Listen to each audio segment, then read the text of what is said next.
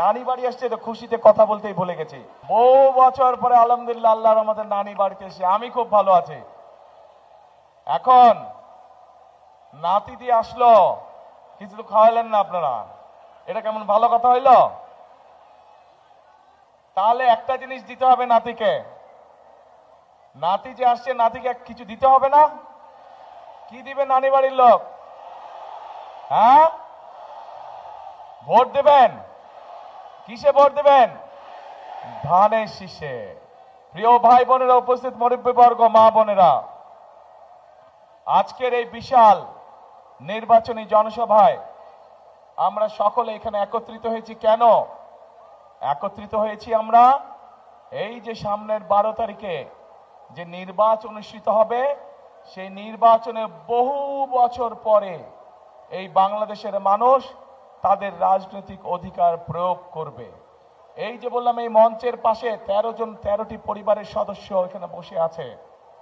এই মানুষগুলোর স্বজনরা এই অধিকার অর্জনের জন্য, বাংলাদেশের মানুষের অধিকার অর্জনের জন্য নিজের জীবন উৎসর্গ করেছিল। গত 16 বছরে আমাদের বহু নেতাকর্মী অত্যাচার নির্যাতনের শিকার হয়েছিল বাংলাদেশের মানুষের এই রাজনৈতিক অধিকার অর্জনের জন্য। আজ আমাদের সামনে এই আল্লাহর রহমতে এই সুযোগ এসেছে। এই দিনাজপুর অঞ্চলকে সমগ্র বাংলাদেশ জানে কৃষি প্রধান দেশ হিসাবে, কৃষি প্রধান এলাকা হিসাবে, তাই তো নাকি? এখন এই কৃষি প্রধান যে অঞ্চল, কৃষি প্রধান যে এই এলাকায় আমরা চাই কৃষির সাথে সম্পর্কিত শিল্প গড়ে তুলতে ধীরে ধীরে, যাতে করে কৃষির সাথে, যেমন এই এলাকার লিচু বিখ্যাত, বাংলাদেশ বিখ্যাত, জগৎ বিখ্যাত এই এলাকার লিচু, কিন্তু এই লিচুকে প্রক্রিয়াজাতকরণের মাধ্যমে আমরা বিদেশে রপ্তানি করতে পারবো, কিন্তু সেইটা এখনো করা সম্ভব হয়নি।